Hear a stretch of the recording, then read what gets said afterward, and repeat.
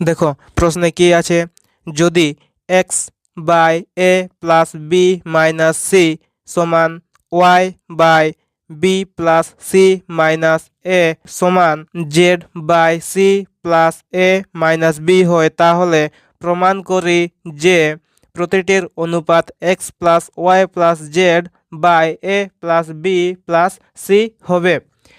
এই অঙ্কটি খুব সোজা। দেখো কিভাবে করবে। প্রথমে কি আছে, x by a plus b minus c সমান y by b plus c minus a সমান z by c plus a minus b, এটা রয়েছে।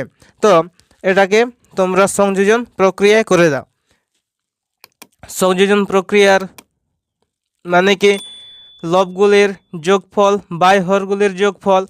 তাহলে এখানে লব কি কি রয়েছে, x plus Y plus Z by হরে কি রয়েছে, a plus b minus c plus B plus c minus a plus c plus a minus b, এটা হরে রয়েছে। পাশে লিখে দাও সংযোজন প্রক্রিয়া। সংযোজন প্রক্রিয়া।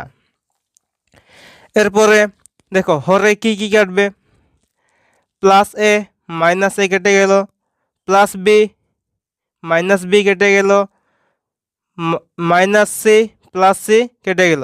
তাহলে উপরে থাকছে X plus Y plus Z by নিচে থাকছে A plus B plus C, A plus B plus C. তাহলে প্রমাণিত।